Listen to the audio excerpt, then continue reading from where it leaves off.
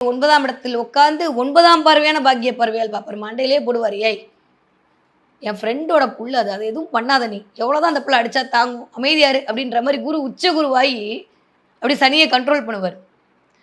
குருவின் பார்வைப்பட்ட சனி சுபத்துவமா வேலை செய்வார். அப்ப 5ஆம் இடத்துல இருக்கக்கூடிய மனக்லேதங்கள் வெளியில வரும் ஃபர்ஸ்ட். ஒரு மாரி சொல்ல முடியாத டிப்ரஷன், வெளியில காட்ட முடியாத சோகம். எனக்கு யார்ட்டயும் சொல்லி பழக முடியாது. ஆனா வெளில எல்லார்கிட்டயும் சிரிச்சுட்டு தாங்க. உள்ள இருக்கிறது எனக்கு தாங்க தெரியும். இந்த பாட்டு மாரி என் சோகம் என்னோடு தான் அப்படியே ஓடிட்டு இருக்கிற அமைப்பெல்லாம் மாறி சிரிக்கி நீங்க சிரிச்சா எவ்வளோ அழகா இருப்பீங்க தெரியுமா? உச்ச ராசிக்காரங்க. நான் அடிக்கடி சொல்லிட்டே இருப்பேன். மத்த எல்லா ராசிக்காரங்களும் விருச்சிக ராசிக்காரங்க சிரிச்சா அவ்வளோ அவ்வளோ அழகு. ஏன் தெரியுமா? காலபுருஷனுடைய 2ஆம் வீடு டைரக்ட்டா உங்கள 7ஆம் பார்வையா அது சூட்சமம் இருக்குங்க. சுக்கிரன் சிரிச்சாலே அப்படியே நளினம், அழகு எல்லாம். அது ஆணாக இருந்தாலும் சரி, பெண்ணாக இருந்தாலும் சரி, விருச்சிக ராசி குழந்தையா இருந்தாலும் சரி.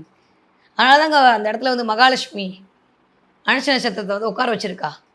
அவ்வளவு அழகான, அவ்வளவு ஆளுமையான, அவ்வளவு அதிகாரமான விருச்சிக ராசிக்காரர்களுக்கு இதுவரைக்கும் இல்லாத அளவுக்கு தலைமை பண்பு கிடைக்க போகுது.